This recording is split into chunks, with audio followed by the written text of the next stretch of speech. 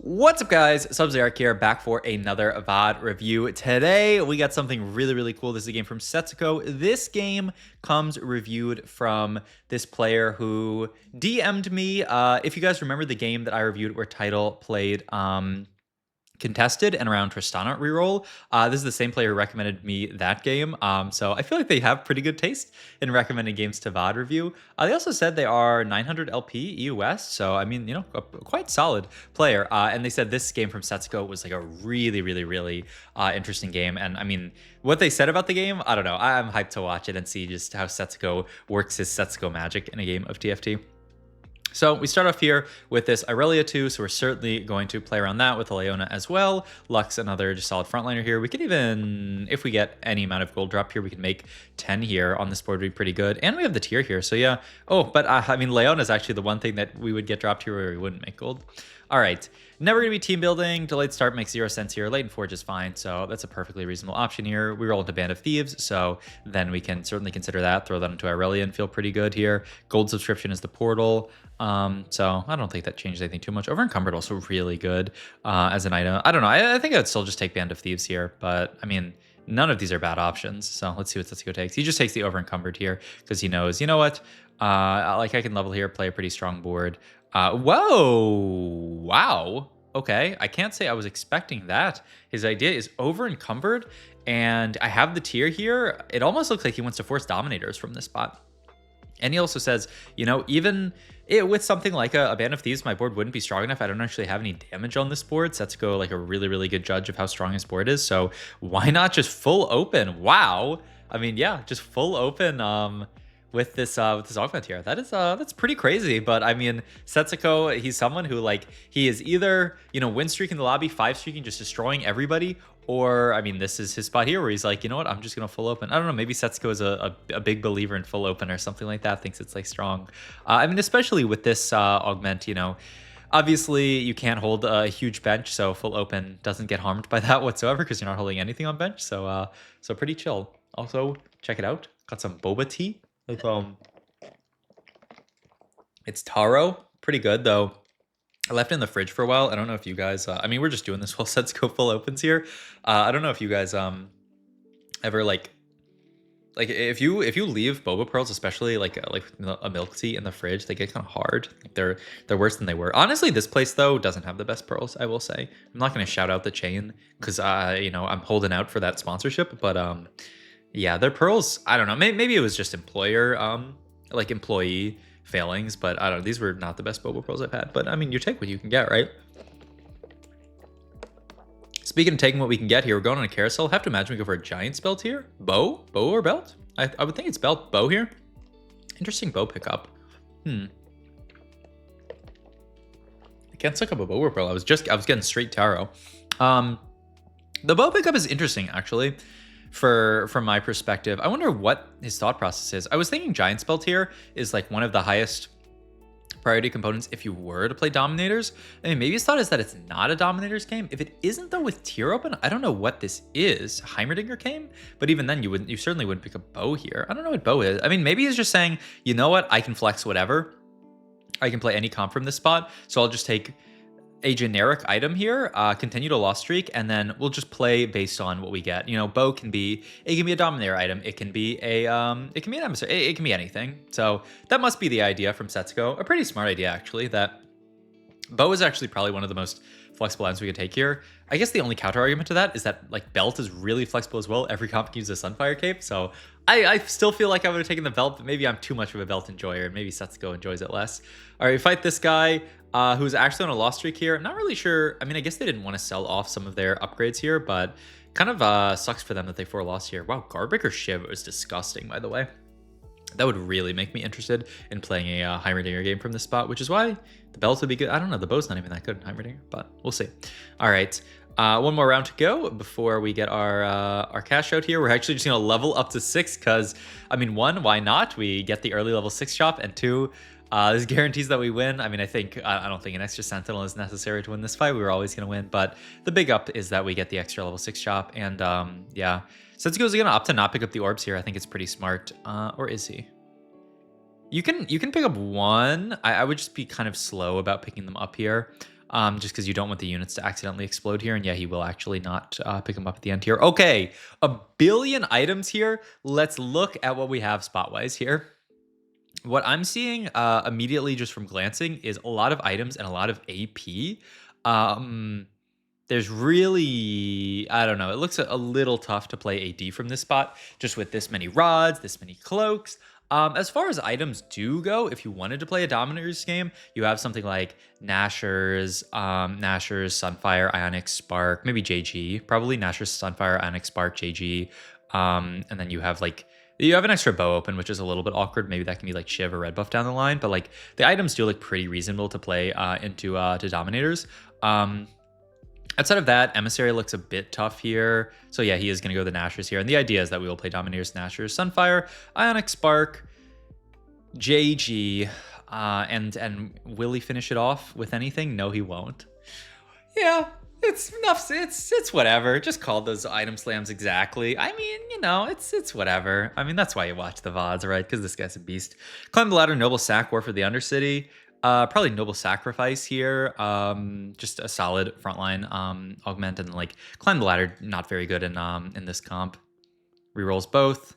Actually, interesting that he rolls over Bronze for Life here in this spot. I mean, I think a lot of people realize that like Bronze for Life is like, it's really, really good at Prismatic, and at Gold it's actually not as good. And so I think this is Setsuko saying like, I might end up just playing a version of the comp that's like 4 Dominator, 4 Black Rose here. So like, how am I actually gonna get Bronze for Life value?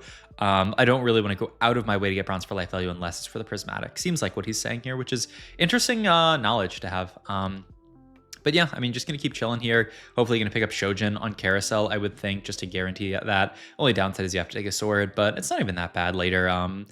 Like if you get another sword, you can just make a GS. So I think it's quite reasonable to take it here. He could even, I mean, he could have made Adaptive if he wanted to. Pick up Elise already, actually really, really nice as well. So we can get in 3 Black Rose on this board.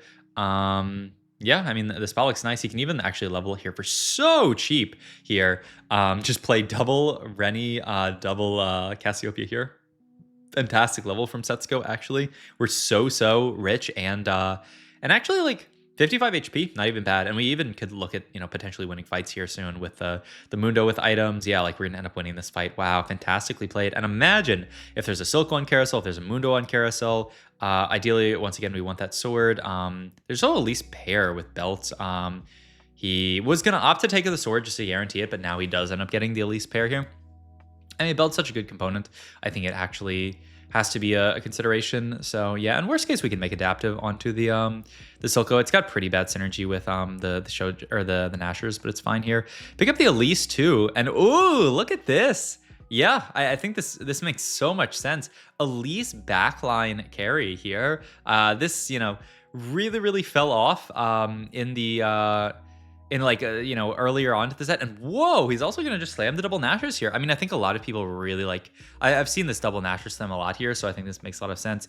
Keeps the tier open for, I'm not sure what, because honestly, if we're making this, I wouldn't be that shocked about like an Adaptive Helm Slam. But maybe he just wants to keep the tier open still for like a Shojin if we end up getting it here. But yeah, look at this, Nashers, JG Nashers onto the Elise. This is such a cool setup here, and yeah, he's pretty low in this spot, but I mean, still really happy in terms of econ. 50 gold making easily here, and I mean, yeah, just chilling on this board here, holding onto the tier once again. So yeah, his thought is that like I would rather just duo carry, like 2 Dominators, turn tier into like a Shojin or something like that. Also my lo-fi has been playing, right? Okay, yeah, it just got end to one of okay, yeah, it's been playing. I always get, I don't know, when I get the end of a song, I get so self-conscious that it like hasn't been playing. All right, Rennie 2 actually, really important. I think so many people overlook little things like this, but a Rennie 2 actually stabilizes the board really nicely. Like this could almost be a fast 9 from Setsuko's position. I wonder if he will or not. Also, he has the Shojin now if he wants to make it, has the D-Claw. He's going to roll a bit on 7. Let's see how deep. He needs 2-star frontline to really be happy. There's the Cassiopeia. Still no 2-star frontline, though. He's one off like everything here. Mundo paired. At least he gets Swain pair. Yeah, okay. So he's going to stick on to Mundo for a little while. I mean, Steadfast Heart Shojin seems pretty reasonable from the position of item slams. And he's looking at it, so maybe he'll use some of these removers next round. We'll see. I mean, the board looks fantastic at this point, though. Still no Silcos, which is the big downside to this spot. So we have to... It's so smart that he moved these items over to the Elise carry, because, like, had he not, he would have no carry in this spot, right? We already have Shred, so I don't really like Piercing Lotus. Mentorship's like okay, but not amazing. But like you might have to take it here. I mean, I think it's pretty solid in this comp. Oh, he's looking at Portal. Oh, he rolls Portable here. Crown's Will, Malicious Monetization. I mean, is it the Malicious Monetization spot? Crown's Will is not bad. I mean, your board's actually pretty strong right now. I wonder if he would take it. I mean, yeah, his board is great. This is so smart. Scout the lobby, see how strong you are in relation to these 3 boards here, because these 3 boards determine everything. We're fighting, like, Beery's in our pool, a really, really strong player. And he's actually, yeah, he's going to roll a bit more. Going to make the Shojin like we talked about, make the Steadfast Art here onto just Rennie because he doesn't want to burn another remover. Move this over. So smart. Ooh, Swain? No, yeah, it's surely Cassiopeia here. But all right, this is such a fun augment and such a Setsuko augment. It's just a ton of gold right now if you're getting kills, if your board's strong enough. But Setsuko's board is quite strong here, and this can, at this point, kind of catapult him into a level 9. He wanted to roll last round to try to pick up some other stuff to allow him to push 9, but oh, he's still going to roll here. Wow. Oh god, he's missing everything. Okay, he finds Mundo at the last second.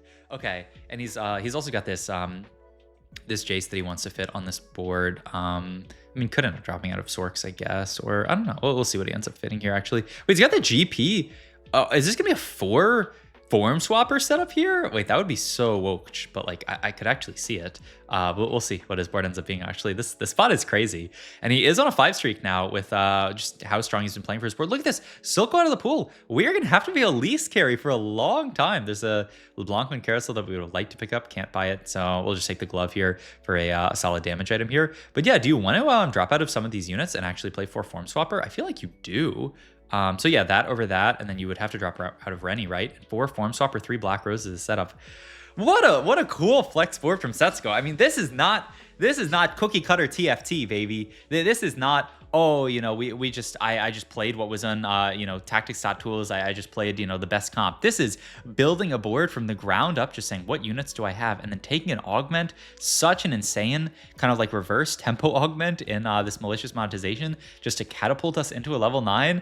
I mean, yeah, I'm happy that this game got shouted out because this is Setsuko at his finest here. And what are we gonna take anomaly wise? Do you ever take kill streak on just Elise here? I would definitely look at taking this. We'll see if he's really in the tank thinking about it. Because like the only issue with taking kill streak here is that we only have 1 real damage item here. We have 2 mana gen items already. So like kill streak is at its best when you have a ton of damage. So that's what he's thinking about, is like, can I actually kill units with kill streak here? Which is such a smart, like, I mean, it's such a smart thing to think about here. Yeah, he's gonna reroll it. I think this is pretty reasonable. And whoa! That's a crazy idea as well. Just takes the one that gives you 2 items for this champion's role, throws them onto Jace, and the idea is we're pushing 9, playing 4 Form Swapper, playing around Jace is our secondary carry. Oh my god. Is Setsuko just a beast? Like, this line's insane. Nobody would take this line, I would say. But throw the items onto Jace, it makes perfect sense. If we can make it, I mean, we certainly can make it to 9 at this point. We're healthy enough. We're pretty rich. Hopefully, yeah, if we win this fight, now we're on an 8 streak.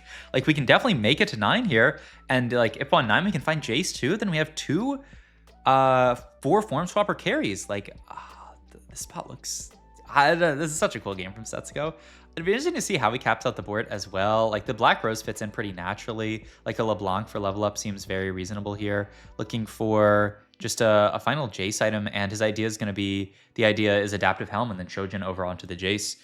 Yeah, I mean, I think it makes perfect sense here. Gonna level 4 that for a Black Rose again here. Sit on 9 actually for a few rounds. I think this is pretty reasonable as well. We don't actually have enough gold to like send it to 0 here. It's not like we're gonna go fast 10. That would be pretty crazy. We're just gonna sit on 30 gold for a round or two, like slow roll a bit, you know? You don't have to send it 0 here because our board's already quite strong, though we will end up losing to a pretty good strong board from Epic Gamer here. So unfortunate, but such is life.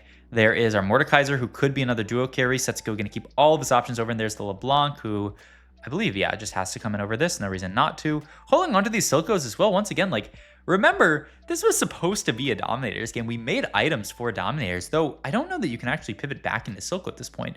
You've Anomaly for items for the Jace, you kind of have to play around this Jace here. So yeah, and here you can kind of see some of the, oh my god, wait, that fight was so tragic, though I think we're gonna be okay. Okay, we're still gonna win. That fight was almost really tragic. The other tragic thing is just no Jaces at this point. We rolled so much on 9 and no Jaces. Like his spot was so good, and I feel like his level 9 rolls have not been it.